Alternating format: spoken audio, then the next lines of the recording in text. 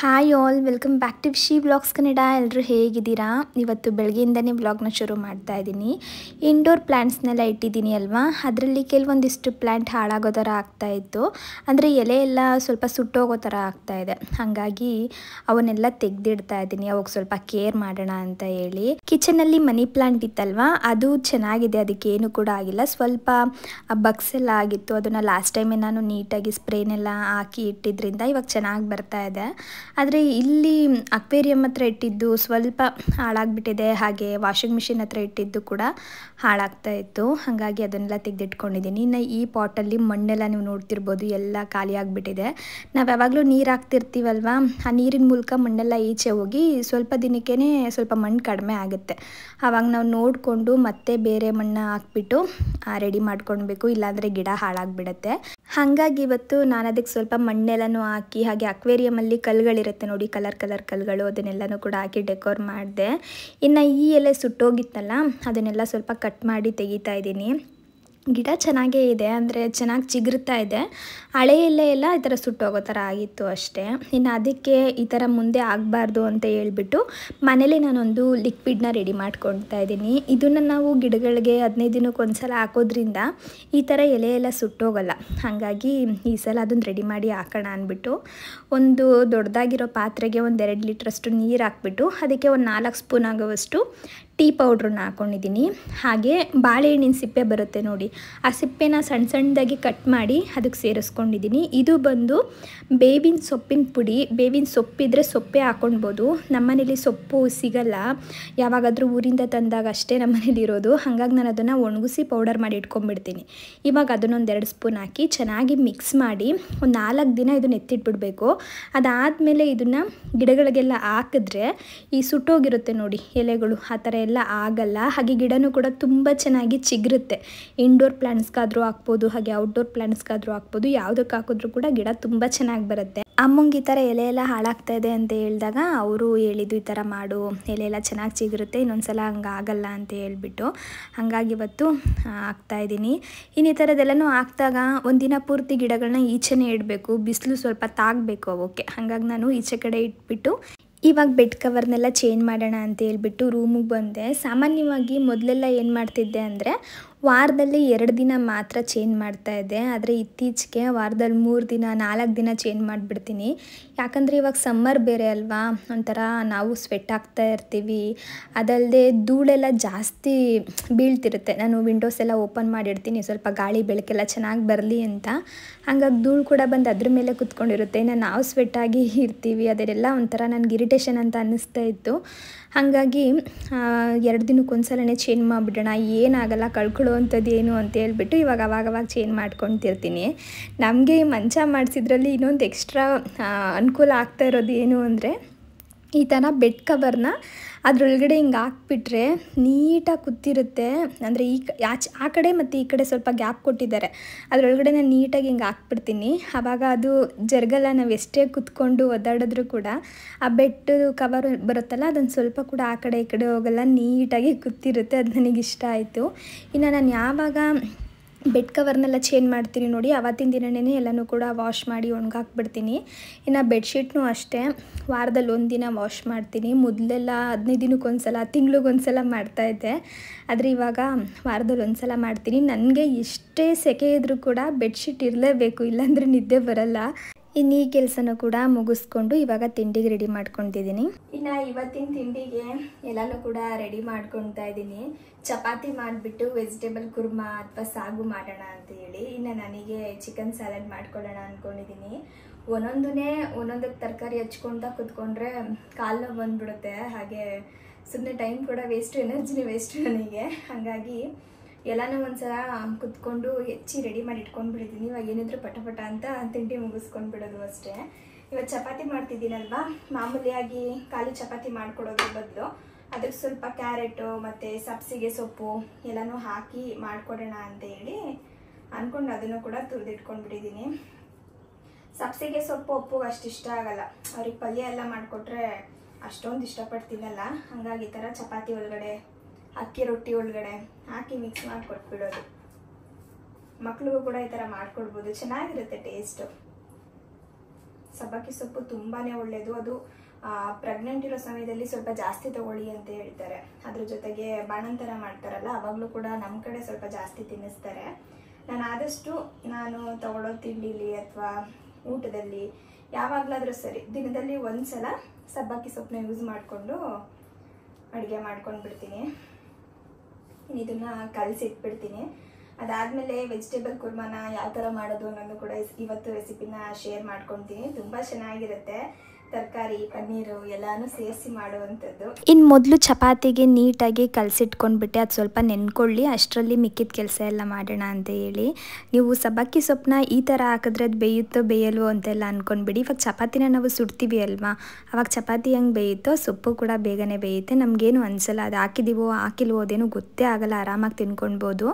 ಇನ್ನು ನನಗೆ ಸ್ವಲ್ಪ ಸಾಲಡ್ಗೆ ತರಕಾರಿನೆಲ್ಲ ಸ್ಟೀಮ್ ಮಾಡ್ಕೊಳ್ಬೇಕಿತ್ತು, ಅದಕ್ಕೂ ಕೂಡ ಇಟ್ಟಿದ್ದೀನಿ. ಅದು ಅದ್ರ ಪಾಡ್ಗೆ ಅದು ಆಗ್ತಾ ಇರುತ್ತೆ. ಅಷ್ಟರಲ್ಲಿ ನಾನು ಕೂಡ ಸಾಗುಗೆಲ್ಲನೂ ಕೂಡ ರೆಡಿ ಮಾಡಿಕೊಂಡು ಅದನ್ನು ಮಾಡ್ಕೊಂಡ್ಬಿಡ್ಬೋದು ಅಂತ. ಇನ್ನು ಈ ಸಾಗು ಮಾಡ್ಕೊಳ್ಳಿಕ್ಕೆ ಮೊದಲು ಒಂದು ಜಾರ್ಗೆ ನಾನು ಒಂದು ಪುಟ್ಟ ಕಪ್ಪಲ್ಲಿ 1 ಕಪ್ ಆಗೋವಷ್ಟು ತೆಂಗಿನಕಾಯಿ ತುರಿ, 1 ಗೆಡ್ಡೆ ಬೆಳ್ಳುಳ್ಳಿ, ಹಾಗೆ ಅರ್ಧ ಇಂಚು ಶುಂಠಿ, ಒಂದು 6 ರಿಂದ 7 ಹಸಿರು ಮೆಣಸಿನ್ಕಾಯಿ, ಹಾಗೆ ಒಂದೇ ಒಂದು ಪುಟ್ಟ ಗಾತ್ರದ ಈರುಳ್ಳಿ, ಇದ್ರ ಜೊತೆಗೆ ಒಂದು 10 ರಿಂದ 12 ಗೋಡಂಬಿ ತಗೊಂಡಿದ್ದೀನಿ. ಹಾಗೆ ಒಂದು ಅರ್ಧ ಸ್ಪೂನ್ ಆಗುವಷ್ಟು ಗಸಗಸೆ, ಒಂದು ಅರ್ಧ ಸ್ಪೂನ್ ಆಗುವಷ್ಟು ಸೋಂಪು, ಸ್ವಲ್ಪ ಕೊತ್ತಂಬರಿ, ಸ್ವಲ್ಪ ಪುದೀನ. ಗಸಗಸೆ ಮತ್ತು ಸೋಂಪನ್ನ ಸ್ವಲ್ಪ ಕಡಿಮೆ ಕ್ವಾಂಟಿಟಿಲೇ ಹಾಕೊಳ್ಳಿ, ಅಂದರೆ ಚಿಕ್ಕ ಸ್ಪೂನಲ್ಲೇ ಹಾಕೊಳ್ಳಿ. ನೀರು ಹಾಕ್ಬಿಟ್ಟು ಗ್ರೈಂಡ್ ಮಾಡಿಕೊಂಡ್ರೆ ಇದು ರೆಡಿ ಆಗುತ್ತೆ. ಇವಾಗ ಒಂದು ಕಡಾಯಿಗೆ ಸ್ವಲ್ಪ ಎಣ್ಣೆ ಹಾಕ್ಕೊಂಡು ಅದಕ್ಕೆ 2 ಪಲಾವ್ ಎಲೆ, 1-2 ಚಕ್ಕೆ, ಒಂದು 4 ಲವಂಗ, ಹಾಗೆ 1-2 ಏಲಕ್ಕಿ, ಇದ್ರ ಜೊತೆಗೆ 2 ಈರುಳ್ಳಿನ ಸಣ್ಣದಾಗಿ ಕಟ್ ಮಾಡಿ ಸೇರಿಸ್ಕೊಂಡು ಒಂಚೂರು ಅರಿಶಿನದ ಪುಡಿ ಹಾಗೆ ಉಪ್ಪು ಹಾಕ್ಕೊಂಡು ಈರುಳ್ಳಿ ಕಲರ್ ಚೇಂಜ್ ಆಗೋವರೆಗೂ ಚೆನ್ನಾಗಿ ಹುರ್ಕೊಳ್ಬೇಕು. ಈರುಳ್ಳಿ ಕಲರ್ ಚೇಂಜ್ ಆದಮೇಲೆ ಅದಕ್ಕೆ 1 ಕಪ್ ಬೀನ್ಸು, 1 ಕಪ್ ಕ್ಯಾರೆಟು, ಹಾಗೆ ಬಟಾಣಿ, ಇದ್ರ ಜೊತೆಗೆ ಕಾಲಿಫ್ಲವರ್ ಇತ್ತು ಅದನ್ನು ಹಾಕ್ಕೊಂಡಿದ್ದೀನಿ. ಆಲೂಗಡ್ಡೆ ಇದ್ದರೆ ಹಾಕ್ಕೊಳ್ಳಿ, ಯಾವ ತರಕಾರಿನಾದರೂ ಹಾಕ್ಕೊಳ್ಬೋದು. ಮನೇಲಿ ಯಾವ ತರಕಾರಿ ಇತ್ತು ಅದನ್ನು ನಾನು ಹಾಕ್ಕೊಂಡಿದ್ದೀನಿ. ಇನ್ನು ತರಕಾರಿನೆಲ್ಲ ಚೆನ್ನಾಗಿ ಫ್ರೈ ಮಾಡ್ಕೊಂಡ್ಬಿಟ್ಟು ಅದ್ರದ್ದು ಹಸಿ ವಾಸನೆ ಹೋಯಿತು ಅಂತ ಅಂದಮೇಲೆ ಅದಕ್ಕೆ ಕ್ಯಾಪ್ಸಿಕಮ್ ಹಾಗೆ 2 ಟೊಮೊಟೊ ಕೂಡ ಸೇರಿಸ್ಕೊಂಡು ಟೊಮೊಟೊ ಸಾಫ್ಟ್ ಆಗೋವರೆಗೂ ಬೇಯಿಸ್ಕೊಳ್ತಾ ಇದ್ದೀನಿ. ಇವಾಗ ಇದಕ್ಕೆ ಒಂದು ಅರ್ಧ ಸ್ಪೂನ್ ಆಗೋವಷ್ಟು ಜೀರಿಗೆ ಪುಡಿ, ಒಂದು ಅರ್ಧ ಸ್ಪೂನ್ ಧನಿಯಾ ಪುಡಿ, ಒಂದು ಅರ್ಧ ಸ್ಪೂನ್ ಆಗುವಷ್ಟು ಖಾರದ ಪುಡಿನ ಹಾಕ್ಕೊಂಡಿದ್ದೀನಿ. ನಾವು ಹಸಿರು ಮೆಣಸಿನ್ಕಾಯಿ ಹಾಕೋರಿರೋದ್ರಿಂದ ಖಾರದ ಪುಡಿನ ಸ್ವಲ್ಪ ನೋಡ್ಕೊಂಡು ಹಾಕ್ಕೊಳ್ಬೇಕು, ಇಲ್ಲಾಂದರೆ ಖಾರ ಜಾಸ್ತಿ ಆಗಿಬಿಡುತ್ತೆ. ಇನ್ನಿವಾಗ ರುಬ್ಬಿರೋ ಮಸಾಲೆ ಕೂಡ ಸೇರಿಸಿ ಚೆನ್ನಾಗಿ ಮಿಕ್ಸ್ ಮಾಡಿಕೊಂಡು ನಮಗೆ ಎಷ್ಟು ಬೇಕೋ ಅಷ್ಟು ನೀರನ್ನ ಹಾಕ್ಕೊಂಡು ಕುದಿಸ್ಕೊಳ್ತಾ ಇದ್ದೀನಿ. ತೆಳ್ಳಗೆ ಬೇಕಂದರೆ ಸ್ವಲ್ಪ ನೀರು ಜಾಸ್ತಿ ಹಾಕ್ಕೊಳ್ಬೋದು, ಇಲ್ಲಾಂದರೆ ಕಡಿಮೆ ಹಾಕ್ಕೊಳ್ಬೋದು. ತರಕಾರಿನ ನಾವು ಎಣ್ಣೆಲೆ ಫ್ರೈ ಮಾಡಿರೋದ್ರಿಂದ ಬೇಗನೆ ಇದು ಬೆಂದೋಗ್ಬಿಡುತ್ತೆ. ಇವಾಗ ರುಚಿಗೆ ಏನಾದರೂ ಬೇಕಿದ್ದರೆ ಸ್ವಲ್ಪ ಉಪ್ಪನ್ನು ಕೂಡ ಸೇರಿಸ್ಕೊಂಡು ಚೆನ್ನಾಗಿ ತರಕಾರಿನ ಬೇಯಿಸ್ಕೊಂಡ್ಬಿಟ್ಟು ಅದಾದಮೇಲೆ ನಾವು ಇನ್ನೇನು ಕೆಳಗಡೆ ಇಳಿಸ್ತೀವಿ ಅನ್ನೋ ಸಮಯದಲ್ಲಿ ಪನ್ನೀರನ್ನ ಸಣ್ಣದಾಗಿ ಕಟ್ ಮಾಡಿ ಸೇರಿಸ್ಕೊಂಡಿದ್ದೀನಿ. ಇನ್ನು ಕೊನೆಯದಾಗಿ ಸ್ವಲ್ಪ ಕಸೂರಿ ಮೆಥಿನ ಹಾಕಿಬಿಟ್ರೆ ಈ ಸಾಗು ರೆಡಿನೇ ಆಗೋಗ್ಬಿಡುತ್ತೆ. ಚಪಾತಿಗೆ, ಪೂರಿಗೆ, ದೋಸೆಗೆ ಎಲ್ಲದಕ್ಕೂ ಕೂಡ ಇದೊಂದು ಒಳ್ಳೆ ಕಾಂಬಿನೇಷನ್ ಅಂತಲೇ ಹೇಳ್ಬೋದು. ತುಂಬ ಚೆನ್ನಾಗಿರುತ್ತೆ, ಮನೇಲಿ ಒಮ್ಮೆ ಟ್ರೈ ಮಾಡಿ. ಇನ್ನಿವತ್ತು ಚಿಕನ್ ಸ್ಯಾಲೆಡ್ ಮಾಡ್ಕೊಳ್ತಾ ಇದ್ದೀನಿ ಅಂತ ಹೇಳಿದ್ನಲ್ಲ, ಅದಕ್ಕೆ ನಾನು 2 ಪೀಸ್ ಆಗೋಷ್ಟು ಚಿಕನ್ನ ತೊಗೊಂಡಿದ್ದೀನಿ. ಇದನ್ನು ಸ್ವಲ್ಪ ಕುಟಾಣಿಲಿ ಚೆನ್ನಾಗಿ ಕುಟ್ಕೊಳ್ತಾ ಇದ್ದೀನಿ, ಯಾಕಂದರೆ ನಾವು ಏರ್ ಫ್ರೈಯರಲ್ಲಿ ಇವತ್ತು ಫ್ರೈ ಮಾಡೋಣ ಅಂತ ಅಂದ್ಕೊಂಡಿರೋದು. ಅದಲ್ಲದೆ ನಾನು ಎಣ್ಣೆಯನ್ನು ಜಾಸ್ತಿ ಬಳಸಲ್ಲ, ಇದಕ್ಕೆ ಎಣ್ಣೆನೇ ಹಾಕಲ್ಲ ನಾನು. ಹಾಗಾಗಿ ಸ್ವಲ್ಪ ಚಿಕನ್ ರಬ್ಬರ್ ಥರ ಆಗಿಬಿಡುತ್ತೆ ಅಂತ ಹೇಳ್ಬಿಟ್ಟು ಹಿಂಗೆ ಚೆನ್ನಾಗಿ ಕುಟ್ಕೊಂಡು ಅದನ್ನು ಕಟ್ ಮಾಡ್ಕೊಳ್ತಾ ಇದ್ದೀನಿ. ಇವಾಗ ಒಂದು ಪ್ಲೇಟ್ಗೆ ಅರ್ಧ ಸ್ಪೂನ್ ಆಗೋವಷ್ಟು ಜೀರಿಗೆ ಪುಡಿ, ಅರ್ಧ ಸ್ಪೂನ್ ಧನಿಯಾ ಪುಡಿ, ಅರ್ಧ ಸ್ಪೂನ್ ಖಾರದ ಪುಡಿ, ಹಾಗೆ ಅರ್ಧ ಸ್ಪೂನ್ ಗರಂ ಮಸಾಲ, ಇನ್ನೊಂದು 1/4 ಸ್ಪೂನ್ ಆಗುವಷ್ಟು ಶುಂಠಿ ಬೆಳ್ಳುಳ್ಳಿ ಪೇಸ್ಟು, 1 ಸ್ಪೂನ್ ಆಗುವಷ್ಟು ಮೊಸರು, ಹಾಗೆ ಚಿಲ್ಲಿ ಫ್ಲೇಕ್ಸು ಸ್ವಲ್ಪ ಹಾಕ್ಕೊಂಡಿದ್ದೀನಿ. ಇನ್ನು ರುಚಿಗೆ ಎಷ್ಟು ಬೇಕೋ ಅಷ್ಟು ಉಪ್ಪು ಹಾಕ್ಕೊಂಡು ಒಂದು 1/4 ಭಾಗದಷ್ಟು ನಿಂಬೆಹಣ್ಣನ್ನ ಇದಕ್ಕೆ ಹಾಕ್ಬಿಟ್ಟು ಚೆನ್ನಾಗಿ ಮಿಕ್ಸ್ ಮಾಡ್ಕೊಳ್ತಾ ಇದ್ದೀನಿ. ಇಷ್ಟೇ ಇದಕ್ಕೆ ಮಸಾಲೆ, ಬೇರೆ ಏನೂ ಬೇಡ. ಇಷ್ಟನ್ನು ಕೂಡ ಹಾಕ್ಕೊಂಡು ಚೆನ್ನಾಗಿ ಚಿಕನ್ಗೆ ಮಿಕ್ಸ್ ಮಾಡಿ ಒಂದು ಅರ್ಧ ಗಂಟೆ ಎತ್ತಿಟ್ಕೊತಿದ್ದೀನಿ. ನಾವು ಇದಕ್ಕೆ ಗ್ರೀನ್ ಮಸಾಲೆನೂ ಕೂಡ ಹಾಕ್ಕೊಂಡು ಮಾಡ್ಕೊಳ್ಬೋದು, ಅದು ಚೆನ್ನಾಗಿರುತ್ತೆ. ಇನ್ನು ಅದು ಎಲ್ಲ ಸ್ವಲ್ಪ ಮ್ಯಾರಿನೇಟ್ ಆಗೋ ಅಷ್ಟರಲ್ಲಿ ಚಪಾತಿ ಮಾಡ್ಕೊಂಬಿಡೋಣ ಅಂತೇಳಿ ಚಪಾತಿ ಕೂಡ ರೆಡಿ ಮಾಡಿಕೊಂಡೆ. ನನಗೆ ಸ್ವಲ್ಪ ನಾನು ತುಪ್ಪ ಹಾಕ್ಕೊಳ್ತೀನಿ, ತುಂಬ ಇಷ್ಟ ಆಗುತ್ತೆ ತುಪ್ಪ ಹಾಕ್ಕೊಂಡು ಮಾಡಿದ್ರೆ. ನೀವು ನೋಡ್ತಿರ್ಬೋದು ಎಷ್ಟು ಕಲರ್ಫುಲ್ಲಾಗಿ ಕಾಣಿಸ್ತಾ ಇದೆ ಅಂತ. ಇನ್ನು ಮ್ಯಾರಿನೇಟ್ ಮಾಡಿ ಇಟ್ಕೊಂಡಿರೋ ಚಿಕನ್ನ ಏರ್ ಫ್ರೈಯರಲ್ಲಿ 180 ಡಿಗ್ರಿ ಸೆಲ್ಸಿಯಸಲ್ಲಿ ಒಂದು 20 ಮಿನಿಟ್ಸ್ ಫ್ರೈ ಮಾಡ್ಕೊಳ್ತಾ ಇದ್ದೀನಿ. ನಾನು ಸಾಮಾನ್ಯವಾಗಿ ತವಾ ಮೇಲೆ ಮಾಡಿಬಿಡ್ತೀನಿ, ಇವತ್ತು ಏರ್ ಫ್ರೈಯರಲ್ಲಿ ಮಾಡೋಣ ಅಂತ ಅನ್ನಿಸ್ತು. ಅದಾದಮೇಲೆ ಯಾಕಾದರೂ ಮಾಡೋದು ಅನ್ನಿಸ್ತು. ಸ್ವಲ್ಪ ಟೈಮ್ ಜಾಸ್ತಿ ಹಿಡಿಯುತ್ತೆ, ಯಾಕಂದರೆ ನಾವು ತವಾ ಮೇಲೆ ಮಾಡಿಬಿಟ್ರೆ ಒಂದು 10 ನಿಮಿಷದಲ್ಲಿ ಆಗಿರೋದು, ಇದು ಸ್ವಲ್ಪ ಜಾಸ್ತಿ ಟೈಮ್ ತೊಗೊಳ್ತು ಅಂತ ನನಗನ್ನಿಸ್ತು. ಇನ್ನು ಈ ಸ್ಯಾಲಡ್ಗೆ ಒಂದು ಬೌಲ್ಗೆ ನಾನು ಒಂದು ಅರ್ಧ ಕುಕುಂಬರ್ ತೊಗೊಂಡಿದ್ದೀನಿ, ಹಾಗೆ ಲೆಟಸ್ ಬರುತ್ತಲ್ಲ ಅದು, ಮತ್ತು ಕ್ಯಾರೆಟು ಮತ್ತು ಬೀಟ್ರೂಟು ಹಾಗೆ ಕಾರ್ನು ಮತ್ತು ಮೊಳಕೆ ಕಟ್ಟಿದ ಕಾಳನ್ನ ಸ್ಟೀಮ್ ಮಾಡ್ಕೊಂಡಿದ್ದೆ. ಇಷ್ಟನ್ನು ಕೂಡ ಹಾಕ್ಕೊಂಡು ಇದಕ್ಕೆ ಚಿಕನ್ನ ಕಟ್ ಮಾಡಿ ಸೇರಿಸ್ಕೊಂಡ್ಬಿಟ್ಟು ಮಿಕ್ಸ್ ಮಾಡ್ಕೊಂಡು ತಿಂದರೆ ಆಯಿತು. ಇನ್ನು ಇದಕ್ಕೆ ಮಯೋನೀಸ್ನ ನಾನು ಮನೇಲೇ ರೆಡಿ ಮಾಡಿ ಇಟ್ಕೊಂಡಿದ್ದೆ, ಅದನ್ನು ಆ್ಯಡ್ ಮಾಡ್ಕೊತಿದ್ದೀನಿ. ಮಿಕ್ಸ್ ಮಾಡಿ ಕೂಡ ಕೊಡ್ಬೋದು, ಇಲ್ಲ ಹಿಂಗೇನಾದರೂ ಕೊಡ್ಬೋದು. ನಾನು ಹಂಗೆ ಇಟ್ಕೊಂಡಿದ್ದೆ, ಡಿಪ್ ಮಾಡ್ಕೊಂಡು ತಿನ್ನಲಿಕ್ಕೆ ಚೆನ್ನಾಗಿರುತ್ತೆ ಅಂತ. ಇನ್ನು ಅಪ್ಪುಗೆ ಸಣ್ಣದಾಗಿ ಚಿಕನ್ ಎಲ್ಲ ಕಟ್ ಮಾಡಿಬಿಟ್ಟು ಅವ್ರಿಗೆ ಈ ಥರ ಮಿಕ್ಸ್ ಮಾಡಿ ಕೊಟ್ಟೆ. ಇನ್ನು ಸಂಜೆ ಸ್ವಲ್ಪ ಗ್ರಾಸರೀಸ್ನ ತರಬೇಕಿತ್ತು, ಹಾಗೆ ಹತ್ರದಲ್ಲಿರೋ ಒಂದು ಸೂಪರ್ ಮಾರ್ಕೆಟ್ಗೆ ಹೋಗಿದ್ದು. ನಾನು ಲಾಸ್ಟ್ ಟೈಮ್ ಡಿಮಾರ್ಟ್ಗೆ ಹೋದಾಗ ಏನೂ ಕೂಡ ಜಾಸ್ತಿ ತಂದಿರಲಿಲ್ಲ, ಹಾಗಾಗಿ ಇವತ್ತು ಸ್ವಲ್ಪ ಲೀಸ್ಟ್ ಮಾಡಿಕೊಂಡು ಮನೆಗೆ ಏನೇನು ಬೇಕು ಎಲ್ಲನೂ ಕೂಡ ತೊಗೊಂಡು ಬರೋಣ ಅಂದ್ಕೊಂಡು ಹೋಗಿದ್ದು. ಸ್ವಲ್ಪ ಈ ಚಿಲ್ಲಿ ಪೌಡರ್ಗೆ ಬೇಕಾಗೋ ಥರ ಮೆಣಸಿನ್ಕಾಯಿ ಹಾಗೆ ಜೀರಿಗೆ ಸಾಸಿವೆ ಇದೆಲ್ಲ ಕೂಡ ಬೇಕಿತ್ತು. ಇವತ್ತು ಮನೇಲೇ ಮಸಾಲ ಪೌಡರ್ಗಳನ್ನೆಲ್ಲ ರೆಡಿ ಮಾಡ್ಕೊಳ್ಳೋಣ ಅಂತ ಇದ್ದೆ, ಹಾಗಾಗಿ ಎಲ್ಲನೂ ಕೂಡ ತೊಗೊಳ್ತಾ ಇದ್ದೀನಿ. ಇಲ್ಲಿ ಸ್ವಲ್ಪ ನನಗೆ ರೇಟ್ ಜಾಸ್ತಿ ಆಯಿತು ಅಂತ ಅನ್ನಿಸ್ತು. ಡಿಮಾರ್ಟ್ಗೆ ಹೋದರೆ ಸ್ವಲ್ಪ ಕಡಿಮೆ ಆಗುತ್ತೆ, ಒಂದು 5-10 ರೂಪಾಯಿ ಕಡಿಮೆ ಇರುತ್ತೆ ಅಂತಲೇ ಅಂದ್ಕೊಳ್ಳಿ. ಅಂದರೆ ನಾವೇನಾದ್ರೂ 500 ಗ್ರಾಮು ಆ ಥರ ತೊಗೊಂಡ್ರೆ ಒಂದು 50 ರೂಪಾಯಿ ವ್ಯತ್ಯಾಸ ಬರುತ್ತೆ ಅಂತ ನನಗೆ ಅನ್ನಿಸ್ತು. ಇನ್ನು ಬ್ಯಾಡಗಿ ಮೆಣಸಿನ್ಕಾಯಿ ಬೇಕಿತ್ತು. ಬ್ಯಾಡಗಿ ಮೆಣಸಿನ್ಕಾಯಿ ಮಾತ್ರ ತುಂಬ ಕ್ಲೀನಾಗಿತ್ತು, ಆ ತೊಟ್ಟೆಲ್ಲ ತೆಗೆದಿಟ್ಟಿದ್ರು, ನಂಗೆ ಅದು ತುಂಬ ಇಷ್ಟ ಆಯಿತು. ಇನ್ನು ಗುಂಟೂರು ಮೆಣಸಿನ್ಕಾಯಿನೂ ಕೂಡ ತೊಗೊಂಡೆ. ಇನ್ನು ಕಾಳು ಅದು ಇದು ಎಲ್ಲ ಬೇಕಿತ್ತಲ್ಲ, ಅದನ್ನು ಅಪ್ಪನೇ ಹಾಕ್ಕೊಡ್ತಾ ಇದ್ದಾರೆ. ನೀನು ಜಾಸ್ತಿ ವೆಯ್ಟ್ ಎಲ್ಲ ನೆತ್ಬೇಡ, ನಾನು ತೊಗೊಳ್ತೀನಿ ಅಂತ ಹೇಳಿಬಿಟ್ಟು. ಸಾಮಾನ್ಯವಾಗಿ ಅವ್ರಿಗೆ ಗೊತ್ತಾಗಲ್ಲ ಏನು ಯಾವ ಕಾಳು ಅಂತ ಹೇಳಿ, ಕನ್ಫ್ಯೂಸ್ ಮಾಡ್ಕೊತಾರೆ ಅಂತ ಹೇಳ್ಬಿಟ್ಟು ನಾನೇ ತಗೊಳ್ತಾ ಇದ್ದೆ. ಹೆಸರು ಕಾಳು ಅಲ್ಲ, ಹೆಸರು ಬೇಳೆ ಯಾವ್ದು ಹೇಳು? ಇದೆ, ನನಗೇನು ಗೊತ್ತಿಲ್ಲ. ಅದು ಹೆಸರು ಬೇಳೆ ಅಲ್ಲ, ಉದ್ದಿನ ಬೇಳೆ. ಹಾಂ ಅದೇ ಇದೆ, ಅಲ್ಲ ಆ ಕಡೆ ಇದೆ ನೋಡು. ಇಲ್ಲ ಇದೆ, ತೋರಿಸು ಫಸ್ಟ್. ಹಾಂ, ಒಂದು 1/4 ಕೆಜಿ ಸಾಕು.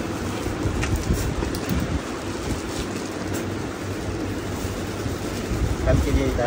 ಹಾಂ, ಆಗತ್ತೆ. ನಡೀತದೆ. ಜೀರಾ ರೈಸ್ ಎಷ್ಟು? ಅದು ಬೇಡ, ಪ್ಯಾಕ್ ತೊಗೊಳ್ಳೋಣ. ಪ್ಯಾಕ್ ಇವತ್ತು 5 ನಿಮಿಷದ ಕೆಲಸನ ಒಂದು 10 ನಿಮಿಷ ಮಾಡಿದ್ದಾರೆ. ಅಂದರೆ ಅವ್ರಿಗೆ ಈ ಕಾಳುಗಳು, ಬೇಳೆ ಕಾಳುಗಳದೆಲ್ಲ ಅಷ್ಟಾಗಿ ಗೊತ್ತಾಗಲ್ಲ. ಹೆಸರೆಲ್ಲ ಬರೆದಿದ್ರೆ ನೋಡಿ ತೊಗೊಂಡು ಬಿಡ್ತಾರೆ. ಹಿಂಗೆ ಲೂಸ್ ತೊಗೊಳ್ಬೇಕು ಅಂದರೆ ಕನ್ಫ್ಯೂಸ್ ಆಗ್ತಿರ್ತಾರೆ. ಹಂಗಾಗಿ ಸ್ವಲ್ಪ ಹೊತ್ತು ನೋಡಿಕೊಂಡು ತೊಗೊಂಡಿದ್ದಾಯಿತು. ಇನ್ನು ಮನೇಲಿ ಎಲ್ಲ ಥರ ಡ್ರೈ ಫ್ರೂಟ್ಸ್ ಕೂಡ ಇತ್ತು, ಆದರೆ ಗೋಡಂಬಿ ಇರಲಿಲ್ಲ. ಸರಿ ಅಂದ್ಬಿಟ್ಟು ಅದನ್ನು ಇಲ್ಲೇ ತೊಗೊಳ್ತಾ ಇದ್ದೀವಿ. ನಾನು ಇಲ್ಲಿ ತೊಗೊಳೋದಕ್ಕಿಂತ ನಾವು ಬೇರೆ ಕಡೆ ತೊಗೊಂಡು ಬರ್ತೀವಿ, ಅಲ್ಲಿ ತುಂಬ ಚೆನ್ನಾಗಿರುತ್ತೆ ಅಂತ ಅನ್ನಿಸ್ತು. ಇನ್ನು ಹಾಗೆ ಮೇಲ್ಗಡೆ ಕೂಡ ಹೋಗ್ಬಿಟ್ಟು ಬರೋಣ ಅಂತ ಹೇಳಿ ಮೇಲ್ಗಡೆ ಹೋಗ್ತಾ ಇದ್ದೀವಿ. ಸ್ವಲ್ಪ ಪ್ಲೇಟ್ನ ತರಬೇಕಿತ್ತು ಮನೆಯಲ್ಲಿ. ಚಿಕ್ಕ ಪ್ಲೇಟ್ ಬರುತ್ತಲ್ಲ, ಅದೆಲ್ಲ ಹೊಡೆದ್ಬಿಟ್ಟಿತ್ತು. ಎಲ್ಲನೂ ಕೂಡ ಮೊನ್ನೆ ನಾನೆಲ್ಲ ತೆಗೆದು ಈಚೆ ಕಡೆ ಹಾಕ್ಬಿಟ್ಟೆ. ಇನ್ನು ಆ ಥರ ಪ್ಲೇಟ್ಗಳನ್ನೆಲ್ಲ ತೊಗೊಂಡು ಬರೋಣ ಅಂತ ಹೇಳಿ ಮೇಲ್ಗಡೆ ಹೋದ್ವಾ. ಅಲ್ಲಿ ಶೋ ಪೀಸ್ ಎಲ್ಲ ತುಂಬ ಚೆನ್ನಾಗಿತ್ತು, ಅದನ್ನು ನೋಡ್ಕೊಂಡು ನಿಂತಿದ್ದೀನಿ. ಅಪ್ಪು ಬೇಡ, ಮನೇಲಿರೋದೇ ಸಾಕಾಗಿದೆ, ಅದನ್ನ ಇಡಲಿಕ್ಕೆ ಜಾಗ ಇಲ್ಲ, ಮತ್ತು ಇನ್ನೇನು ತೊಗೊಳ್ತೀಯ ಅಂತೇಳಿ ಬೇಡ ಅಂತ ಹೇಳಿದ್ರು. ಇನ್ನು ನಾನು ಕೆಲವೊಂದಿಷ್ಟು ಪ್ಲೇಟ್ ತೊಗೊಳ್ಬೇಕು ಅಂತ ಹೇಳಿದ್ನಲ್ಲ, ಅದು ಸ್ವಲ್ಪ ರೇಟ್ ಜಾಸ್ತಿ ಇದೆ ಅಂತ ಅನ್ನಿಸ್ತು. ಡಿಮಾರ್ಟ್ ಕೊಲಿಸ್ಕೊಂಡ್ರೆ ಒಂಚೂರು ಜಾಸ್ತಿ ಇತ್ತು. ಸರಿ ಬೇಡ, ಅಲ್ಲೋದಾಗಲೇ ತೊಗೊಂಡು ಬಂದುಬಿಡೋಣ ಅಂತೇಳಿ ಸುಮ್ಮನೆ ಅದೇ. ಇನ್ನು ಮಾಮೂಲಿಯಾಗಿ ಪ್ಲೇಟ್ಗಳು ಬೇಕಿತ್ತು ಊಟ ಮಾಡಲಿಕ್ಕೆ, ಅದು ತೊಗೊಂಡಿದ್ದಾಯಿತು. ಹಾಗೆ ಪಾಟ್ ಕೆಳಗಡೆ ಇಡಲಿಕ್ಕೆ ಪ್ಲೇಟ್ಸ್ ಎಲ್ಲ ಬೇಕಿತ್ತು. ಇಲ್ಲಿ ಪಾಟ್ ಕಲೆಕ್ಷನ್ಸ್ ಎಲ್ಲ ಎಷ್ಟು ಚೆನ್ನಾಗಿದೆ ಗೊತ್ತಾ, ಹಾಗೆ ರೇಟ್ ಕೂಡ ಪರವಾಗಿಲ್ಲ ಅನ್ನೋ ಥರನೇ ಇದೆ ಈಚೆ ಕಡೆ ಹೋಲಿಸ್ಕೊಂಡ್ರೆ. ಹಾಗಾಗಿ ಅದನ್ನು ಕೂಡ ತೊಗೊಂಡು ಇನ್ನು ಇವತ್ತು ನೋಡಿ ಮನೆಗೆ ಬೇಕಾಗೋ ಎಲ್ಲ ಗ್ರಾಸರೀಸ್ನೂ ತೊಗೊಂಡು ಬಂದಂಗೆ ಆಯಿತು. ಲಾಸ್ಟ್ ಟೈಮ್ ಡಿಮಾರ್ಟ್ಗೆ ಹೋದಾಗ ಏನಂದ್ರೆ ಏನೂ ತಂದಿರಲಿಲ್ಲ, ಅಂದರೆ ಕಿಚನಿಗೆ ಸಂಬಂಧಪಟ್ಟ ಏನೂ ತಂದಿರಲಿಲ್ಲ. ಇನ್ನು ಇವತ್ತೆಲ್ಲ ಲೀಸ್ಟ್ ಮಾಡಿಕೊಂಡು ಎಲ್ಲನೂ ಕೂಡ ತೊಗೊಂಡು ಬಂದಿದ್ದಾಯಿತು. ಹಾಗೆ ಸ್ವಲ್ಪ ಗರಂ ಮಸಾಲ ಹಾಗೆ ಧನಿಯಾ ಪೌಡರು, ಚಿಲ್ಲಿ ಪೌಡರ್ ಇದನ್ನೆಲ್ಲ ಮಾಡ್ಕೊಳ್ಬೇಕು. ಎಲ್ಲ ಖಾಲಿಯಾಗಿ ಹೋಗ್ಬಿಟ್ಟಿದೆ, ಎಲ್ಲ ಬಾಕ್ಸು ಖಾಲಿ ಕಾಣಿಸ್ತಾ ಇದೆ. ಹಾಗಾಗಿ ಇವತ್ತು ನಾನು ಹೋಗಿದ್ದು ಮೊದಲು ಅದನ್ನೆಲ್ಲ ತಂದು ಮಾಡ್ಕೊಂಡ್ಬಿಡೋಣ ಅಂತ. ನನಗೆ ಈಚೆ ಕಡೆಯಿಂದ ತಂದು ಇಟ್ಕೊಂಡು ಮಾಡ್ಲಿಕ್ಕೆ ಅಷ್ಟಿಷ್ಟ ಆಗಲ್ಲ. ಟೇಸ್ಟ್ ವೈಸು ಚೆನ್ನಾಗಿರುತ್ತೆ, ಇಲ್ಲ ಅಂತ ಅಲ್ಲ, ಬಟ್ ನನಗೇನೋ ಅಷ್ಟಿಷ್ಟ ಆಗಲ್ಲ. ನನಗೇನಿದ್ರು ನಾನೇ ಮಾಡಿ ಅಡುಗೆಗೆಲ್ಲ ಬೆಳೆಸ್ಕೊಂಡ್ರೆ ಸ್ವಲ್ಪ ಸಮಾಧಾನ. ನೀವು ಬೇಕಿದ್ರೆ ಟ್ರೈ ಮಾಡಿ. ಈಚೆ ಕಡೆ ಖಾರದ ಪುಡಿಗೂ ಮನೇಲಿ ಮಾಡೋ ಖಾರದ ಪುಡಿಗೂ ತುಂಬ ವ್ಯತ್ಯಾಸ ಇರುತ್ತೆ. ಹಾಗೆ ತುಂಬ ಕಲರ್ಫುಲ್ಲಾಗಿರುತ್ತೆ ನಾವು ಈಚೆ ಕಡೆಯಿಂದ ತಂದು ಮಾಡೋ ಅಂಥದ್ದು. ನಾವು ಮನೇಲಿ ಮಾಡಿದ್ರೆ ನಾರ್ಮಲ್ ಕಲರ್ ಇರುತ್ತೆ. ನನಗೆ ಅವಾಗ ಏನನ್ಸುತ್ತೆ ಗೊತ್ತಾ, ಬೇರೆ ಏನೋ ಕಲರ್ ಹಾಕಿರ್ಬೋದು ಅದು ಖಾರದ ಪುಡಿಗೆ, ಅಂದರೆ ಮೆಣಸಿನ್ಕಾಯಿ ಪುಡಿಗೆ ಅಂತ ಎಲ್ಲ ಅನಿಸ್ತಿರುತ್ತೆ. ಹಾಗಾಗಿ ನಾನು ಆದಷ್ಟು ಮನೆಯಲ್ಲೇ ಮಾಡ್ಕೊಳ್ಳೋದು. ಹಾಗಾಗಿ ಅದಕ್ಕೆಲ್ಲ ಏನೇನು ಬೇಕು ಎಲ್ಲನೂ ಕೂಡ ತೊಗೊಂಡು ಬಂದಿದ್ದೀನಿ. ಇನ್ನು ಧನಿಯಾ ಪೌಡರು ಅಷ್ಟೇ, ನಾನು ಮಾಮೂಲಿಯಾಗಿ ಸಾಂಬಾರು ಪೌಡರ್ ಬೇರೆ ಮಾಡ್ಕೊಳ್ಳೋದು. ಇನ್ನು ಬೇರೆದಕ್ಕೆಲ್ಲ ಬೇಕಾಗುತ್ತಲ್ವ ಧನಿಯಾ ಕಾಳ್ದು ಪೌಡರು, ಹಾಗಾಗಿ ಈ ಥರ ಪ್ಯಾಕೆಟ್ ಧನಿಯಾ ತಂದುಬಿಟ್ಟು ಅದ್ರಲ್ಲಿ ಮಾಡ್ಕೊಂಡು ಬಿಡ್ತೀನಿ. ಇವತ್ತು ರೆಸಿಪೀಸ್ನು ಕೂಡ ತೋರಿಸ್ತೀನಿ, ನೀವು ನೋಡಿ, ನಿಮಗೂ ಕೂಡ ಯೂಸ್ ಆಗ್ಬೋದು. ಎಲ್ಲ ಥರ ಪೌಡರ್ಸ್ನು ನಾವು ಮನೇಲೇ ಮಾಡ್ಕೊಳ್ಬೋದು, ಆದರೆ ಸ್ವಲ್ಪ ಟೈಮ್ ಬೇಕು ಅಷ್ಟೇ. ನಾವೊಂದು ಸ್ವಲ್ಪ ಟೈಮ್ ಕೊಟ್ಟು ನಿಧಾನಕ್ಕೆ ಪೇಷನ್ಸಿಂದ ಮಾಡಿಕೊಂಡ್ರೆ ಚೆನ್ನಾಗಿರುತ್ತೆ, ಟೇಸ್ಟ್ ವೈಸು ಚೆನ್ನಾಗಿರುತ್ತೆ, ನಮ್ಮ ಹೆಲ್ತ್ಗೂ ಕೂಡ ಒಳ್ಳೆಯದೇನೆ. ಒಂದು ಸಲ ಮಾಡಿಟ್ಕೊಂಡ್ರೆ ಸುಮಾರು ಒಂದು ಹತ್ತತ್ರ 2 ತಿಂಗಳು ಆಗುತ್ತೆ. ನಾವಿಬ್ಬರು ಇರೋದ್ರಿಂದ 2 ತಿಂಗಳಾಗುತ್ತೆ. ನಾನಿವತ್ತು ತೋರಿಸ್ತಿರೋ ಕ್ವಾಂಟಿಟಿಲಿ 4 ಜನ ಇರೋರು ಮನೇಲಿನಾದರೂ ಮಾಡಿದ್ರೆ 1 ತಿಂಗಳಾದರೂ ಬರುತ್ತೆ.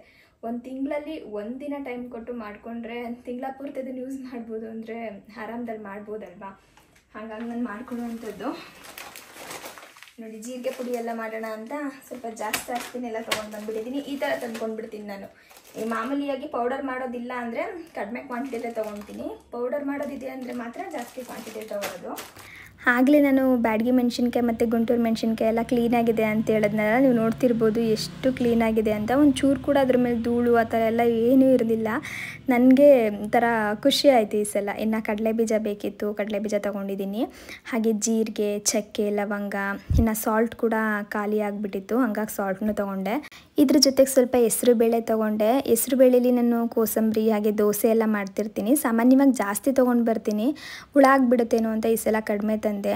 ನೆಕ್ಸ್ಟ್ ಟೈಮ್ ಹೋದಾಗ ತೊಗೊಂಡು ಬರೋಣ ಅಂತ. ಇನ್ನು ಕಡಲೆಕಾಳು ಬೇಕಿತ್ತು, ಹಾಗೆ ಜೀರಾ ರೈಸ್ ಬೇಕಿತ್ತು. ನನಗೆ ಜೀರಾ ರೈಸ್ ತುಂಬ ಇಷ್ಟ ಆಗುತ್ತೆ ಬಿರಿಯಾನಿಗೆಲ್ಲ ಹಾಕಿ ಮಾಡಲಿಕ್ಕೆ, ಹಾಗಾಗಿ ಅದನ್ನು ಯಾವಾಗಲೂ ಒಂದು ಪ್ಯಾಕ್ ತಂದು ಇಟ್ಕೊಂಡಿರ್ತೀನಿ.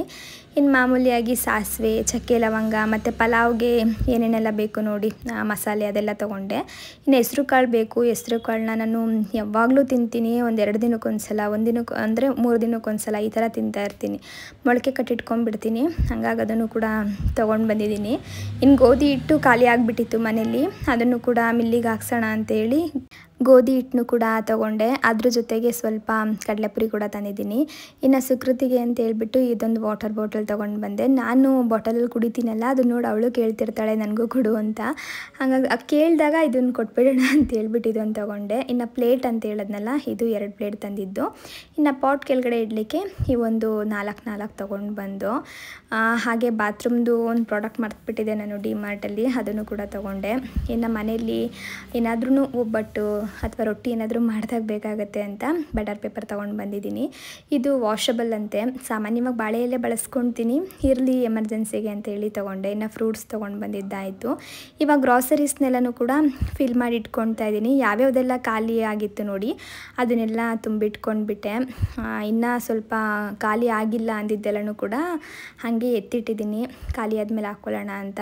ಇನ್ನು ಜೀರಿಗೆ, ಮೆಣಸು, ಸಾಸಿವೆ ಎಲ್ಲ ಖಾಲಿ ಆಗಿಬಿಟ್ಟಿತ್ತು, ಎಲ್ಲನೂ ಕೂಡ ಕ್ಲೀನ್ ಮಾಡಿ ಇಟ್ಬಿಟ್ಟಿದ್ನಲ್ಲ. ಇನ್ನು ಅದಕ್ಕೂ ಕೂಡ ಎಲ್ಲನೂ ಫಿಲ್ ಮಾಡಿಕೊಂಡೆ.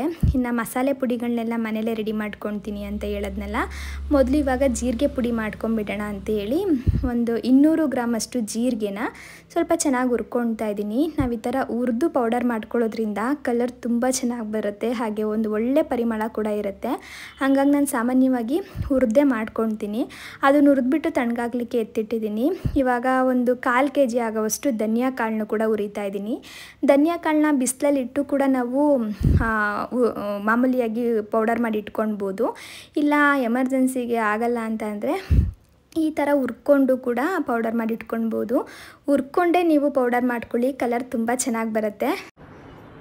ಸಾಮಾನ್ಯವಾಗಿ ಬ್ಯಾಡಗಿ ಮೆಣಸಿನ್ಕಾಯಿ ಪೌಡರ್ ಏನಾದರೂ ನಾವು ಮಾಡಿಟ್ಕೊಂಡ್ರೆ, ಅಂದರೆ ಕಾಶ್ಮೀರಿ ರೆಡ್ ಚಿಲ್ಲಿ ಪೌಡರ್ ಅಂತಾರಲ್ಲ, ಅದನ್ನು ಮನೇಲಿ ಮಾಡಿಟ್ಕೊಂಡ್ರೆ ಕೆಲವೊಬ್ಬರು ಬರೀ ಬ್ಯಾಡಗಿ ಮೆಣಸಿನ್ಕಾಯಿನ ಮಾತ್ರ ಬಳಸ್ಕೊಂಡು ಮಾಡ್ತಾರೆ. ನಾನು ಅದ್ರ ಜೊತೆಗೆ ಸ್ವಲ್ಪ ಗುಂಟೂರು ಮೆಣಸಿನ್ಕಾಯಿನೂ ಕೂಡ ತೊಗೋತೀನಿ. ಇವಾಗ ಒಂದು 200 ಗ್ರಾಮ್ ಬ್ಯಾಡಗಿ ಮೆಣಸಿನ್ಕಾಯಿ ಇದೆ ಅಂದ್ಕೊಳ್ಳಿ, ಅದಕ್ಕೊಂದು 20 ಗ್ರಾಮ್ ಗುಂಟೂರು ಮೆಣಸಿನ್ಕಾಯಿನ ಹಾಕ್ತೀನಿ. ಅವಾಗ ಸ್ವಲ್ಪ ಖಾರನೂ ಇರುತ್ತೆ, ಜಾಸ್ತಿ ಹಾಕ್ಬಿಟ್ರೆ ಜಾಸ್ತಿ ಖಾರ ಆಗಿಬಿಡುತ್ತೆ. ಈ ಥರ ಸ್ವಲ್ಪ ಹಾಕೊಂಡ್ರೆ ಖಾರನೂ ಇರುತ್ತೆ, ಜೊತೆಗೆ ಕಲರು ಬರುತ್ತೆ ಅಂತ ಹೇಳ್ಬಿಟ್ಟು. ಇನ್ನು ಈ ಬ್ಯಾಡಗಿ ಮೆಣಸಿನ್ಕಾಯಿನ ನಾವು ಸ್ವಲ್ಪ ಈ ಥರ ಮುರಿದು ಹುರ್ಕೊಳ್ಬೇಕು, ಇಲ್ಲಾಂದರೆ ಅದು ನೀಟಾಗಿ ಫ್ರೈ ಆಗಲ್ಲ. ನೀಟಾಗಿ ಫ್ರೈ ಆಗಿಲ್ಲ ಅಂತ ಅಂದರೆ ಬೇಗನೆ ಆ ಪೌಡರ್ ಹಾಳಾಗಿಬಿಡುತ್ತೆ. ಹಾಗಾಗಿ ಈ ಥರ 1 ಮೆಣಸಿನ್ಕಾಯಲ್ಲಿ 2 ಭಾಗ ಅಥವಾ 3 ಭಾಗನ ಮಾಡ್ಕೊಂಡಿರ್ತೀನಿ. ಈ ಮೆಣಸಿನ್ಕಾಯಿಗೆ ಏನು ಅವಶ್ಯಕತೆ ಇಲ್ಲ, ಇದು ನಮಗೆ ಫ್ರೈ ಮಾಡ್ಕೊಂಡು ಬಿಡ್ಬೋದು. ಇನ್ನು ಬ್ಯಾಡಗಿ ಮೆಣಸಿನ್ಕಾಯಿ ಹಾಗೆ ಗುಂಟೂರು ಮೆಣಸಿನ್ಕಾಯಿ ಎರಡೂ ಕೂಡ ಹುರ್ಕೊಳ್ತಾ ಇದ್ದೀನಿ. ಇದರಲ್ಲಿ ಬೀಜ ಎಲ್ಲ ಇರುತ್ತಲ್ವ, ಅದನ್ನೆಲ್ಲ ಹಾಕಿ ಹುರಿಲಿಕ್ಕೆ ಹೋಗ್ಬಿಡಿ, ತುಂಬ ಘಾಟ ಆಗಿಬಿಡುತ್ತೆ. ಅಡುಗೆ ಮನೇಲಿ ನಿಲ್ಲಿಕ್ಕಾಗಲ್ಲ, ಅಷ್ಟು ಘಾಟ ಆಗುತ್ತೆ. ಹಾಗಾಗಿ ಅದನ್ನೆಲ್ಲ ನಾನು ಸೈಡಲ್ಲಿ ಇಟ್ಬಿಟ್ಟು ಮಾಮೂಲಿಯಾಗಿ ಮೆಣಸಿನ್ಕಾಯಿನ ಮಾತ್ರ ಒಂಚೂರು ಹಂಗೆ ಹುರ್ಕೊಂಡೆ. ಜಾಸ್ತಿ ಹುರ್ಕೊಳ್ಳೋದು ಬೇಡ, ಒಂದು 5 ನಿಮಿಷ ಹುರ್ಕೊಂಡ್ರೆ ಸಾಕು ಲೋ ಫ್ಲೇಮಲ್ಲಿ. ಇನ್ನು ಮನೇಲಿ ನಾನು ಚಾಟ್ ಮಸಾಲ ಕೂಡ ರೆಡಿ ಮಾಡ್ಕೊಂಬಿಡೋಣ ಅಂತೇಳಿ ಅದಕ್ಕೆ ಏನೇನೆಲ್ಲ ಬೇಕು ಎಲ್ಲನೂ ಕೂಡ ಎತ್ತಿಟ್ಕೊಂಡಿದ್ದೀನಿ. ನಿಮಗೂ ಕೂಡ ಈ ಥರ ಬೌಲಲ್ಲೆಲ್ಲ ಹಾಕಿ ತೋರಿಸಿದ್ರೆ ನೀಟಾಗಿ ಗೊತ್ತಾಗುತ್ತೆ ಅಂತ. ಒಂದು ಚಿಕ್ಕ ಬೌಲಲ್ಲಿ ಅಂದರೆ 1 ಸ್ಪೂನ್ ಆಗುವಷ್ಟು ಧನಿಯಾ ಕಾಳು ಹಾಕ್ಕೊಳ್ತಾ ಇದ್ದೀನಿ.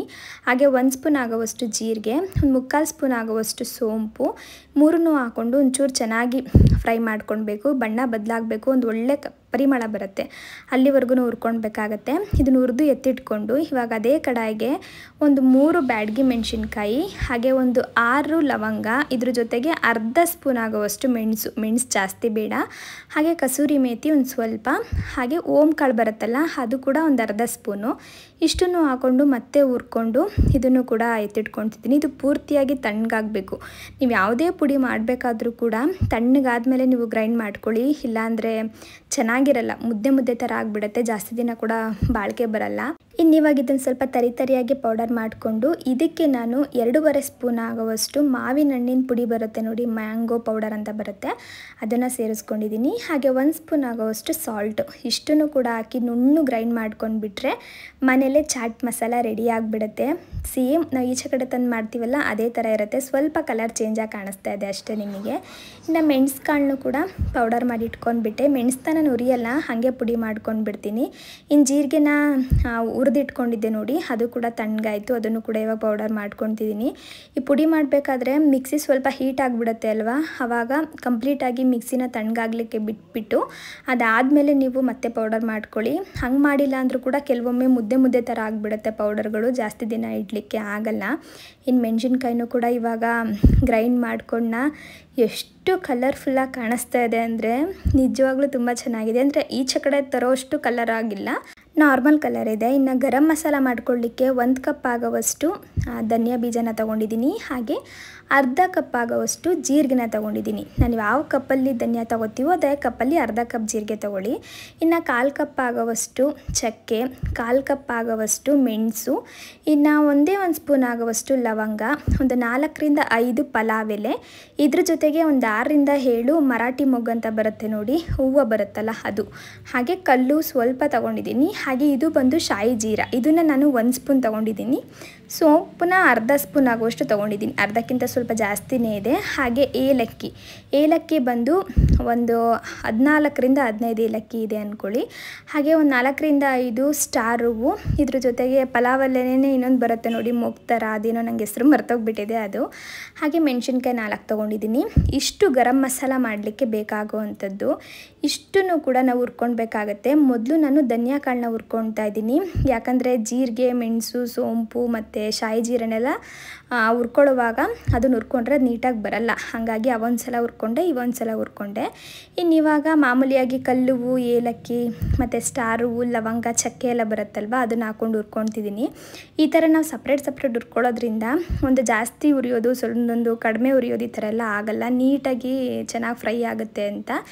ಇದನ್ನು ಕೂಡ ತಣ್ಣಗಾದ್ಮೇಲೆ ಪೌಡರ್ ಮಾಡಿ ಇಟ್ಕೊಂಡ್ರೆ ಆಯಿತು. ನೋಡ್ತಿದ್ದೀರಲ್ವ, ಎಲ್ಲ ಥರ ಮಸಾಲೆ ಪೌಡರ್ಗಳು ಮನೇಲೇ ರೆಡಿ ಆಗೋಯಿತು.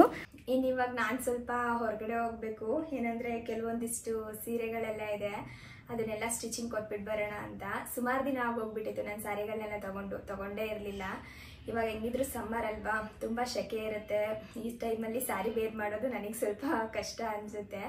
ಅದಲ್ಲದೆ ಇವಾಗ ಏನಾದರೂ ಸ್ವಲ್ಪ ನನ್ನ ವೇಟ್ ಗೇನ್ ಆದರೂ ಕೂಡ ಸ್ಯಾರಿಗಳನ್ನೆಲ್ಲ ತೊಗೊಂಡು ಬ್ಲೌಸ್ ಸ್ಟಿಚ್ ಮಾಡಿಸಿ ಇಟ್ಬಿಟ್ರೆ ಮುಂದಕ್ಕೆ ಹಾಕೊಳ್ಳಿಕ್ಕೆ ಆಗುತ್ತೋ ಇಲ್ವೋ, ಏನಕ್ಕೆ ಸುಮ್ಮನೆ ವೇಸ್ಟ್ ಆಗುತ್ತೆ ಅಂತೇಳಿ ತೊಗೊಂಡಿರಲಿಲ್ಲ. ಇನ್ನಮ್ಮ ಇಷ್ಟು ಸೀರೆಗಳನ್ನ ತೆಗೆದು ಕೊಟ್ಟು ಕಳಿಸಿದ್ದಾರೆ, ನೀನಂತೂ ತೊಗೊಳ್ಳಲ್ಲ, ನನಗಿಷ್ಟ ಆಯಿತು ಅವನ್ನ ಕೊಟ್ಟು ಕಳಿಸಿದ್ದೀನಿ ನೋಡು ಅಂತ ಹೇಳಿ. ನಾನು ಸ್ಟಿಚಿಂಗ್ ಹಾಕ್ಸೋದಾ ಬೇಡವಾ, ಅಂದರೆ ಬ್ಲೌಸ್ನ ಸ್ಟಿಚ್ ಮಾಡಿಸೋದಾ ಬೇಡವಾ ಅಂತೇಳಿ ಯೋಚನೆ ಮಾಡ್ತಾ ಇದ್ದೆ. ಆದ್ರೂ ಯಾಕೋ ಮನಸ್ಸು ತಡಿಲಿಲ್ಲ. ಇನ್ನೊಂದು ಸ್ವಲ್ಪ ದಿನ ಆದಮೇಲೆ ಈ ಟ್ರೆಂಡ್ ಹೋಗಿ ಇನ್ನೊಂದು ಟ್ರೆಂಡ್ ಬಂದುಬಿಡುತ್ತೆ, ಅವಾಗೇನಾದರೂ ಈ ಸ್ಯಾರಿಗಳನ್ನ ಸ್ಟಿಚ್ ಮಾಡಿಸ್ಕೊಂಡು ಹಾಕೊಂಡ್ರೆ ಚೆನ್ನಾಗಿರಲ್ಲ. ಹಂಗಾಗಿರ್ಲಿ, ಪರವಾಗಿಲ್ಲ, ಮಾಡಿಸ್ಕೊಳ್ಳೋಣ. ಇನ್ ಕೇಸ್ ನಾನೇನಾದರೂ ದಪ್ಪ ಆದರೆ ಸ್ಟಿಚಿಂಗ್ ಎಲ್ಲ ಬಿಚ್ಕೊಂಡು ಹೇಗೋ ಒಂದು ಅಡ್ಜಸ್ಟ್ ಮಾಡ್ಕೊಳ್ಬೋದು ಅಂತ ಹೊರಡೋಣ ಅಂದ್ಕೊಂಡಿದ್ದೀನಿ. ಕೆಲವೊಂದಿಷ್ಟು ಡಿಸೈನ್ಸ್ ಎಲ್ಲ ಸೆಲೆಕ್ಟ್ ಮಾಡಿ ಇಟ್ಟಿದ್ದೀನಿ. ಇದೆಲ್ಲ ಏನಂದರೆ ನನಗೆ ಅವ್ರು ಹೇಳೇ ಇರೋದಿಲ್ಲ, ಅಂದರೆ ಫೋಟೋ ಗಿಟೋ ಕಳಿಸಿ ತೆಗೆದಿರೋದಲ್ಲ, ಅವ್ರಿಗೆ ಯಾವ್ದು ಇಷ್ಟ ಆಗುತ್ತೋ ಅದನ್ನು ನೋಡ್ಬಿಟ್ಟು ಕಳಿಸಿದ್ದಾರೆ. ನನಗೆಲ್ಲ ಸ್ಯಾರಿಗಳು ಒಂಥರ ಇಷ್ಟ ಆಯಿತು. ಇದು ಗೋಲ್ಡ್ ವಿತ್ ಪಿಂಕ್ ಕಲರ್ ಕಾಂಬಿನೇಷನಲ್ಲಿದೆ, ಚೆನ್ನಾಗಿದೆ. ಒಂಥರ ಕ್ರೇಪ್ ಸಿಲ್ಕ್ ಅಂತ ಹೇಳ್ತೀವಲ್ಲ ಆ ಥರ ಎಲ್ಲ ಇರೋದು. ಇದೊಂದು ಸ್ಯಾರಿನ ಇದಕ್ಕೆ ಸಿಂಪಲ್ಲಾಗಿ ಬ್ಲೌಸ್ನ ಸ್ಟಿಚ್ ಮಾಡ್ಸೋಣ ಅಂತ ಅಂದ್ಕೊಂಡಿದ್ದೀನಿ. ನೋಡಿ, ವೇರ್ ಮಾಡಿದಾಗ ಏನಿದ್ರು ಚೆನ್ನಾಗಿ ಕಾಣಿಸೋದಿಲ್ಲ, ಹಂಗೆ ನೋಡಿದ್ರೆ ಅಷ್ಟೊಂದೇನು ಅನಿಸಲ್ಲ. ಇದ್ರ ಜೊತೆಗೆ ಇದಂತೂ ನಂಗೆ ತುಂಬಾ ಇಷ್ಟ ಆಯಿತು. ನನಗೇನೋ ಗೊತ್ತಿಲ್ಲ, ಯೆಲ್ಲೋ ಕಲರು ಮತ್ತು ಈ ಗ್ರೀನ್ ಕಲರ್, ಪಿಂಕ್ ಕಲರ್ ಇವೆಲ್ಲ ಸಖತ್ ಅಟ್ರಾಕ್ಟ್ ಆಗುತ್ತೆ ಬೇಗ. ಹಾಕೊಂಡಾಗ್ಲೂ ಕೂಡ ಸ್ವಲ್ಪ ಬ್ರೈಟಾಗಿ ಚೆನ್ನಾಗಿ ಕಾಣಿಸ್ತಿರುತ್ತಲ್ಲ, ಹಾಗಾಗಿ ನನಗೆ ಜಾಸ್ತಿ ಇಷ್ಟ ಆಗುತ್ತೆ. ಇದು ನೋಡಿ, ಇದು ಯೆಲ್ಲೋ ವಿತ್ ಪರ್ಪಲ್ ಕಲರು. ಇದು ವಿಡಿಯೋದಲ್ಲಿ ಹೆಂಗೆ ಕಾಣಿಸ್ತಿದೆಯೋ ಗೊತ್ತಿಲ್ಲ, ಇಲ್ಲಿ ಪರ್ಪಲ್ಲು. ಇದು ಅಷ್ಟೇ. ಇದೆಲ್ಲ ಏನು ಗೊತ್ತಾ, ಒಂದು ಸ್ವಲ್ಪ ಲೋ ಬಜೆಟ್, ಏನೋ 1200 1000 ರೂಪಾಯಿ ಆ ಥರದ ಸ್ಯಾರಿಗಳು. ಬಟ್ ಹಾಕೊಂಡಾಗ ಎಷ್ಟು ಚೆನ್ನಾಗಿ ಕಾಣಿಸುತ್ತೆ ಗೊತ್ತಾ. ನಾನು ಈ ಥರ ಸ್ಯಾರಿಗಳಿಗೆಲ್ಲ ಏನು ಮಾಡ್ತೀನಿ ಅಂದರೆ ಒಂಚೂರು ಕಡಿಮೆ ರೇಂಜಲ್ಲೇ ಸ್ಟಿಚಿಂಗ್ ಮಾಡಿಸಿಟ್ಕೊಂಡು ಬಿಡ್ತೀನಿ. ಸೀರೆ ಕಮ್ಮಿ ದುಡ್ಡು ಕೊಟ್ಟು ಬ್ಲೌಸ್ಗೆಲ್ಲ ಜಾಸ್ತಿ ಕೊಡಬೇಕಂದ್ರೆ ನಂಗೆ ಸ್ವಲ್ಪ ಬೇಜಾರು. ಅದನ್ನು ಇವತ್ತು ಹೇಳಿದ್ದಾರೆ, ಇವೆಲ್ಲ ಕಡಿಮೆ ರೇಟಿನ ಸೀರೆಗಳು ಅಂದರೆ ನಾರ್ಮಲ್ ರೇಟು, ನಿಮ್ದು 3-4 ಸಾವಿರ ಕೊಟ್ಟೆಲ್ಲ ಹೊಲಿಸ್ಬೇಡ, ಬ್ಲೌಸ್ನ ಸಿಂಪಲಾಗಿ ಹೊಲಿಸ್ಕೊ ಅಂತ. ಸರಿ ಅಂದ್ಬಿಟ್ಟು ಹಾಗೆ ಮಾಡ್ತೀನಿ ಬಿಡ್ರಮ್ಮ ಅಂತ ಹೇಳಿದೆ. ಇನ್ನಿದೂ ಸ್ಟಿಚಿಂಗ್ ಕೊಟ್ಬಿಡೋಣ ಅಂತ. ಏನಂದರೆ ಇದು ಬಂದು ಸಂದು ತಂದು ಕೊಟ್ಟಿದ್ದು, ಶಬರಿಮಲೆಗೆ ಹೋಗಿದ್ನಲ್ಲ ಆ ಟೈಮಲ್ಲಿ ತಂದಿದ್ದು. ಅವ್ನು ಪ್ರತಿ ಸಲ ಹೋದಾಗಲೂ ಕೂಡ ನನಗೆ ಇದೊಂದು ಸ್ಯಾರಿ ತಂದುಬಿಡ್ತಾನೆ. ನನಗೆ ತುಂಬ ಅಂದರೆ ತುಂಬ ಇಷ್ಟ. ನನ್ನ ಹತ್ರ ಒಂದು 5-6 ಇದೆ ಅನ್ಕೋತೀನಿ. ಎಷ್ಟು ವರ್ಷ ಶಬರಿಮಲೆಗೆ ಹೋಗಿದ್ದಾನೋ ಅಷ್ಟು ವರ್ಷ ಇದೇ ಥರ ಸ್ಯಾರಿ ತಂದಿರೋದು. ಒಂದೊಂದ್ಸಲ ಒಂದೊಂದು ಡಿಸೈನು. ಈ ಸಲ ತಂದಿದ್ದು ಈ ಥರ ಐತೆ. ನಾನು ಇದಕ್ಕೆ ರೆಡಿ ಬ್ಲೌಸ್ನ ತೊಗೊಂಡ್ಬಿಡೋಣ ಅಂತ ಅಂದ್ಕೊಂಡಿದ್ದೀನಿ. ನೋಡಬೇಕು, ಇವಾಗ ಹೆಂಗಿದ್ರು ಹೋಗ್ತೀನಲ್ವಾ, ಅವಾಗ ಒಂದ್ಸಲ ಕೇಳಿ ನೋಡ್ತೀನಿ ಅವ್ರ ಹತ್ರ ಎಕ್ಸ್ಟ್ರಾ ಕ್ಲಾತ್ ಏನಾದರೂ ಇದೆಯಾ ಅಥವಾ ಬ್ಲೌಸಸ್ ಏನಾದರೂ ಇದೆಯಾ ಅಂತ. ಇದ್ರೆ ಅಲ್ಲೇ ಮ್ಯಾಚ್ ಮಾಡೋದು, ಇಲ್ಲಾಂದರೆ ಚಿಕ್ಕಪೇಟೆಗೆ ಯಾವಾಗಾದರೂ ಹೋಗ್ತೀನಲ್ಲ ಅಲ್ಲಿ ತರೋಣ ಅಂತ ಕೇಳ್ಕೊಂಡು ಬರೋಣ ಅಂತೇಳಿ ತಗೊಂಡು ಹೋಗ್ತಿರೋದು. ಇಲ್ಲಿ ನೋಡಿ, ಬಾರ್ಡರಲ್ಲಿ ಫ್ಲೂಟ್ ಡಿಸೈನ್ ಬಂದಿದೆ, ನನಗೆ ತುಂಬ ಇಷ್ಟ. ಫ್ಲೂಟ್ ಇದೆ ಮತ್ತು ಪಿಕಾಕ್ಸ್ ಫೆದರ್ ಇದೆ. ಕಲರ್ ಕಾಂಬಿನೇಷನ್ ಚೆನ್ನಾಗಿದೆ. ಎಲ್ಲ ಸ್ಯಾರಿಗಳು ಚೆನ್ನಾಗಿರುತ್ತೆ ಅಲ್ಲಿಂದ ತರುವಂಥದ್ದು. ನನಗೇನೋ ತುಂಬ ಇಷ್ಟ ಇದು ಅಂದರೆ. ಇನ್ನು ಇದೊಂದು ಸ್ಯಾರಿ ನನ್ನ ಹತ್ರ ಬ್ಲ್ಯಾಕ್ ಆ್ಯಂಡ್ ವೈಟ್ ಕಾಂಬಿನೇಷನಲ್ಲಿ ಒಂದು ಸ್ಯಾರಿನೂ ಇರಲಿಲ್ಲ. ಅಂದರೆ ನಾನು ಕಾಲೇಜ್ಗೆ ಹೋಗ್ಬೇಕಾದ್ರೆ ಒಂದೇ ಒಂದು ತೊಗೊಂಡಿರೋದಿತ್ತು. ಅದು ಅವಾಗ ತೊಗೊಂಡಿರೋ ಅಂಥದ್ದು. ಅದಲ್ಲದೆ ಬ್ಲೌಸ್ ಎಲ್ಲ ಹಾಳಾಗಿಬಿಟ್ಟಿದೆ, ಅದನ್ನು ಹಾಕೊಳ್ಳಿಕ್ಕಾಗಲ್ಲ. ಅದಕ್ಕೆ ಮ್ಯಾಚಿಂಗ್ ಬ್ಲೌಸ್ ಕೂಡ ನನಗೆಲ್ಲೂ ಸಿಗ್ತಿಲ್ಲ. ಹಂಗಾಗಿ ಆ ಸ್ಯಾರಿ ನನಗೆ ಇಟ್ಕೊಂಡಿದ್ದೆ. ಈ ಸಲ ಬ್ಲ್ಯಾಕ್ ಮತ್ತು ವೈಟ್ ಕಾಂಬಿನೇಷನಲ್ಲೇ ಕಳಿಸ್ಬಿಟ್ಟಿದ್ದಾರೆ. ನಿಮಗವರು ಬ್ಲ್ಯಾಕ್ ಕಲರ್ ಎಲ್ಲ ತೆಗಿಯಲ್ಲ, ನನಗೆ ಇಡಿಸುತ್ತೇನೋ ಅಂತ ತೆಗೆದಿರೋದು. ಇದು ಮತ್ತು yellow and purple colour combination ಇದೆಯಲ್ಲ, ಅದೆರಡು ಸ್ಯಾರಿ ನಂಗೆ ಜಾಸ್ತಿನೇ ಇಷ್ಟ ಆಗಿದ್ದು. ಏನಿದು ಆಂಟಿ ನನ್ನ ಬರ್ತಡೇಗೆ ಪ್ರೆಸೆಂಟ್ ಮಾಡಿದ್ದವರು. ಇದನ್ನು ಕೂಡ ಕೊಡೋಣ ಅಂತ ಹೇಳ್ಬಿಟ್ಟು. ಚೆನ್ನಾಗಿದೆ. ಇದ್ರ ಜೊತೆಗೆ ಇದೊಂದು ಇದೇನಂದರೆ ನಾನು ತೊಗೊಂಡು ಸುಮಾರು ದಿನ ಆಗೋಗ್ಬಿಟ್ಟಿದೆ. ಆಗಲೇ ಒಂದು 3 months ಆಯಿತು ಅನ್ಕೋತೀನಿ. ಮೊದಲು ಆನ್ಲೈನಲ್ಲಿ ಬೈ ಮಾಡಿದ್ದು, ಸ್ಟಿಚ್ ಮಾಡಿಸಿರ್ಲಿಲ್ಲ. ಆಗಲೇ ಹೇಳೋದ್ನೆಲ್ಲ ಬೇಡ ಅಂದ್ಬಿಟ್ಟು ಸುಮ್ಮನಾಗ್ಬಿಟ್ಟಿದೆ. ರೆಡಿ ಬ್ಲೌಸ್ ನೋಡೋಣ ಅಂದ್ಕೊಂಡೆ. ಇದಕ್ಕೆ ಒಂದು ತೊಗೊಂಡೆ ಕೂಡ ಮೀಶೋದಲ್ಲಿ.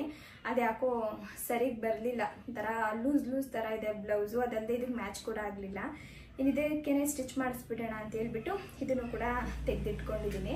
ಇದು ಕಡಿಮೆ 450 rupees ಅಷ್ಟೇ. ಇದು ಒಂಥರ ಕಾಟನ್ ಥರ ಇದೆ, ಆದರೆ ಪ್ಯೂರ್ ಕಾಟನ್ ಅಲ್ಲ, ಒಂಚೂರು ಕಾಟನ್ ಥರ ಇದೆ ನೋಡ್ಲಿಕ್ಕಷ್ಟೇ.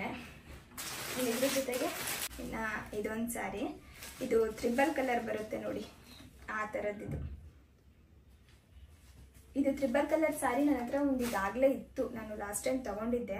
ಇಷ್ಟನ್ನು ಕೂಡ ಹೋಗಿ ಕೊಟ್ಟು ಬಂದುಬಿಡ್ತೀನಿ. ಇನ್ನು ಇವತ್ತಿನ ವ್ಲಾಗು ಕೂಡ ನೀವು ಪೂರ್ತಿಯಾಗಿ ನೋಡಿರ್ತೀರಾ ಅನ್ಕೋತೀನಿ. ಪೂರ್ತಿಯಾಗಿ ವ್ಲಾಗ್ ನೋಡಿದರೆ ಪ್ಲೀಸ್ ಒಂದು ಲೈಕ್ ಮಾಡಿ. ಹಾಗೆ ಇನ್ನು ಯಾರಾದರೂ ನನ್ನ ಚಾನಲ್ನ ಸಬ್ಸ್ಕ್ರೈಬ್ ಮಾಡದೆ ನೋಡ್ತಿದ್ರೆ ಸಬ್ಸ್ಕ್ರೈಬ್ ಮಾಡ್ಕೊಂಡು ಕೂಡ ನೋಡಿ, ಆಯಿತಾ? ನೆಕ್ಸ್ಟ್ ವೀಕಲ್ಲಿ ಮತ್ತೆ ಸಿಗ್ತೀನಿ. ಟೇಕ್ ಕೇರ್, ಬಾಯ್.